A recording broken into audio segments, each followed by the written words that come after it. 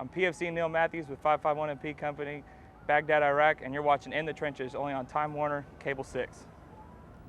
Well, Army has already played Duke from the ACC and Iowa State from the Big 12. Saturday, it's Vanderbilt from the powerful SEC. Let's just listen in to what Army head coach Rich Ellerson had to say about the Commodores this week during his weekly press conference. An underdog, we love it. You know, that this is, if we just kind of can clear and grab, you know, take the lesson forward, grasp this opportunity and have some fun. Let's go out there and put one on somebody. It's going to be hard, but that's okay. Just as a lead off of that, you know, Vanderbilt plays in the SEC, and so they got monsters all the time. Is this a test of the team, because you know what they have to play every week, so you know now what you have to play? Do you see this as a test of the team, a chance to make a big step forward? They all are. I mean, certainly it is. Certainly but every week's a test and a challenge, and but again, the emphasis still needs to be on our play. You know, if we can, you know, the discipline, the detail, the precision that we're looking for, the sense of urgency that we should come away from this last week with, you know, we'll have a great chance. If we don't do those things, we have no chance. We can't. Yes, you're quite right. I mean, we don't know precisely how we're going to match up physically. You just don't have that frame of reference. But you know, we've been on the field with good people. So we're not going to be we're not going to freak out because they're from the SEC. We know it's going to be hard, but that's not new. Sal, go ahead. Hey, Coach. How much of this is the team learning how to deliver a knockout blow at the end of the games? I mean, you're down their territory. Oh gosh, you know, that you're right about the territory thing. You know, we've been crying a little bit, or I've been crying a little bit about our giving our offense some field position, creating field position for our offense with takeaways, with kicking game plays, and we did that. We enjoyed great field position, and still managed not to light up the scoreboard like we had an opportunity to. So that again, consistency, opportunity, presence. You know, we have those chances, but to get those chances, guys had to make plays. You know, those weren't gifts. Those are, you know, we have some phases of the game. We have individuals in every phase of the game that are stepping up and making some of those plays that you're talking about.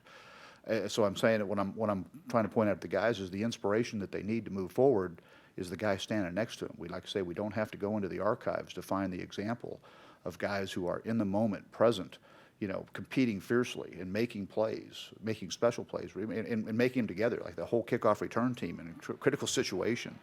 You know, just goes out there and they play their tails off. They knew we needed to play and they gave us one. So as I say, there are examples out there that we can latch on to that we don't have to, you know, it doesn't take a lot of imagination to project ourselves into.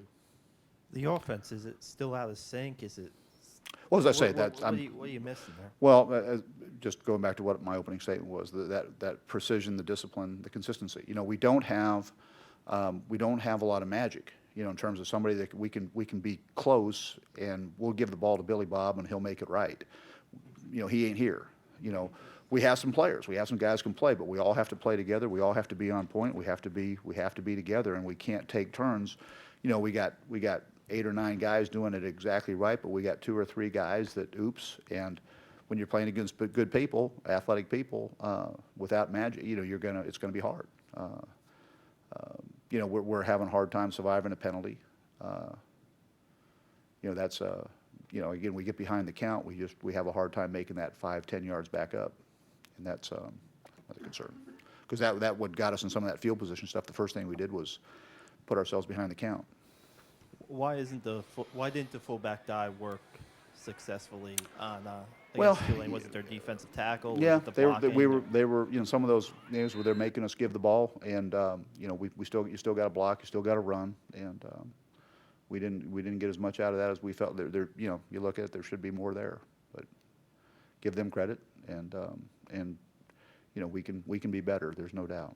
But the reads, you know, one of the positives, you know, we're getting the ball into position to make plays. We're not making those plays, but we are getting the ball into position to make some plays. We are getting the counts right. We are going to the right numbers. We are trying to block the right guys.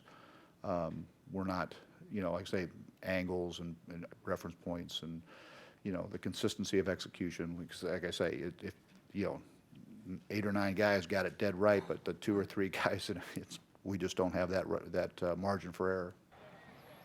Go ahead, Rich. Coach Rich DeMarco, Army Sports Network. You made the comparison between Vanderbilt and Iowa State earlier. Wanted to know what you could take from the experience playing Iowa State that could perhaps help you this Saturday. Well, when I say that, I guess their style of offense, they've a similar style of offense. They have a different, maybe they emphasize different things. I guess that's what comes to mind quickly. They're a veteran defensive outfit like Iowa State was, a very accomplished defense in a very difficult conference to play defense in. Offensively, they have not been as productive, but as I say, they've got a stable of running backs that they've been working through, and they are probably, as I say, they run a similar style of offense to Iowa State, but much more committed to the run game. Vanderbilt's record on the season is 2-3. Well, coming up, the best is yet to come. Who brings the heat and who makes the big plays? It's next when In the Trenches rolls on.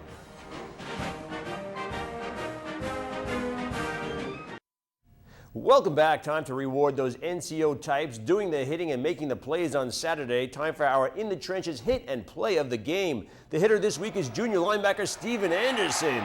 The hittee is Tulane's Andre Anderson.